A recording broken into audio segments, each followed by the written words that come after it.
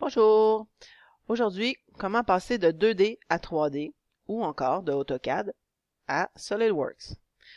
Vous avez par exemple un travail que vous avez réalisé dans AutoCAD et que vous voulez venir modéliser dans SolidWorks. Ici, on va utiliser la traverse pour la démonstration. Je n'ai pas besoin comme tel d'AutoCAD. Je ferme le tout. Je m'en vais directement dans SolidWorks et je viens ouvrir à partir de là, mon document AutoCAD. On me demande si je veux créer une nouvelle mise en plan à partir d'AutoCAD. Non, ce que je veux faire, c'est importer une nouvelle en tant que pièce. Donc, ça deviendra une esquisse. Je fais suivant. M'apparaît un tableau où on me demande qu'est-ce que je veux conserver comme information sur le dessin. Il arrive souvent qu'on a plusieurs calques avec des cotes et ainsi de suite qu'on n'a pas besoin. Ce que je veux conserver, en fait, ce sont les lignes pour la modélisation. Donc, je vais aller chercher les calques nécessaires seulement. Et je lui dis que les informations qu'on importe d'AutoCAD sont en fait en pouces. Suivant. Terminé. Ma nouvelle pièce sera une pièce en pouces. Et m'apparaît ce que j'ai fait sur AutoCAD comme une seule et même esquisse. Je suis déjà dans l'outil Esquisse et l'esquisse importée s'appelle Modèle. Maintenant, je vais, vous voyez qu'il s'agit en fait d'une pièce qui a beaucoup de symétrie. Les trous sont symétrisés ainsi que les tenons. Donc, je vais déplacer ma pièce pour qu'elle puisse avoir un plan central. Je vais l'amener ici sur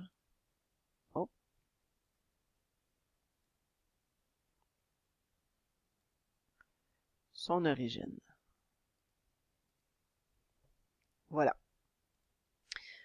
À partir de là, je dois dire à SolidWorks qu'est-ce qui servira pour faire ma face, qu'est-ce qui servira pour faire mon dessus et qu'est-ce qui servira pour faire le côté droit. Dans SolidWorks, il y a si vous ne l'avez pas déjà à l'écran, il y a une barre d'outils qui s'appelle 2D à 3D. Si cette barre d'outils-là ne vous apparaît pas, vous allez la chercher sur Affichage, barre d'outils, 2D à 3D. Pour l'instant, dans cette barre d'outils-là, m'apparaît juste ce qui est la face. Donc, je viens sélectionner les lignes qui composeront ma face. Une fois sélectionné, je lui dis, ça, c'est la face. Et ça devient l'esquisse numéro 2. Je fais la même chose pour le dessus. Et je sélectionne le dessus. Vous voyez, il est venu se placer. Et je sélectionne ce qui est le côté droit. Et SolidWorks les flippe, si on veut dire, dans le sens où ils doivent aller. Sauf qu'ils ne sont pas nécessairement alignés. Okay, si on regarde la pièce comme telle, tous les plans sont un peu décalés. Ils sont dans le bon sens, mais décalés.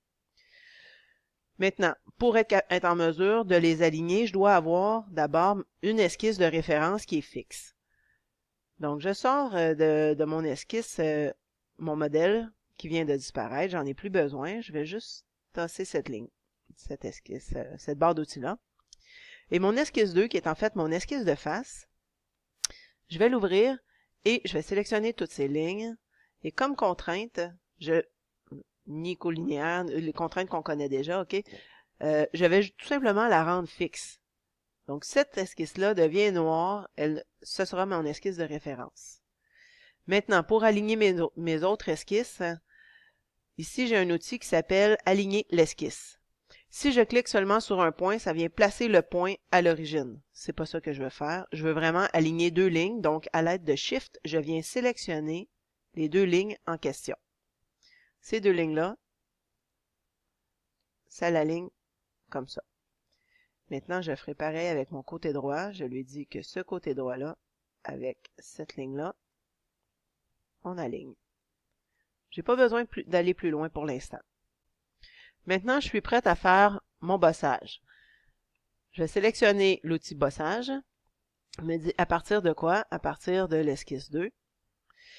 Par défaut, il choisit toute l'esquisse. Je ne veux pas toute l'esquisse. Je viens désélectionner l'esquisse 2. Et lorsque je passe mon curseur, vous voyez, il choisit les régions. Je lui dis cette région-ci.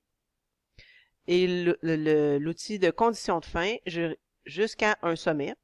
J'ai pas besoin d'une mesure particulière, j'irai choisir le sommet de l'esquisse que j'avais déjà faite dans AutoCAD. Et j'accepte. Maintenant, pour mon tenon, je refais un bossage à partir de ça ici, et vous connaissez déjà l'outil convertir les entités. Je viens convertir ces entités-là.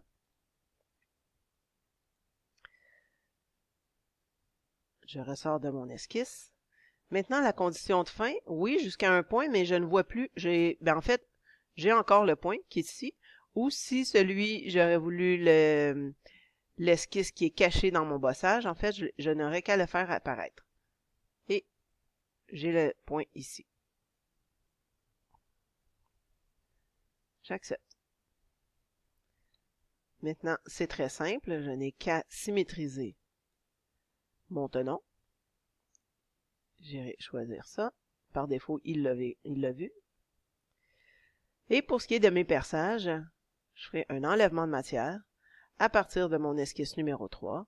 Et je lui dirai, bon, finalement, il ne m'a pas donné, il y a trop de régions, il ne m'en soumet pas une. Je lui dis celle-là ainsi que celle-ci, à travers tout.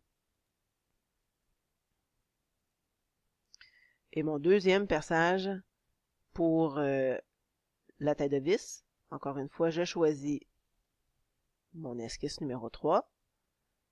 Et la région sélectionnée, ce sera celle-ci et celle-ci, jusqu'à un sommet, encore une fois. Et j'ai déjà mon esquisse ici, qui me donne, mon esquisse qui provient d'AutoCAD, qui me donne le sommet en question. Et voilà. Tadam! Maintenant, j'ai plusieurs esquisses qui entravent la vue. Je vais devoir aller tout simplement les désactiver. Je pèse sur l'esquisse en question et je fais cacher. Et sur l'esquisse numéro 4, ici, pareil, cacher. Et voilà. Et vous avez ce que vous aviez dessiné en AutoCAD, mais modélisé en 3D. Sur ce, bye bye!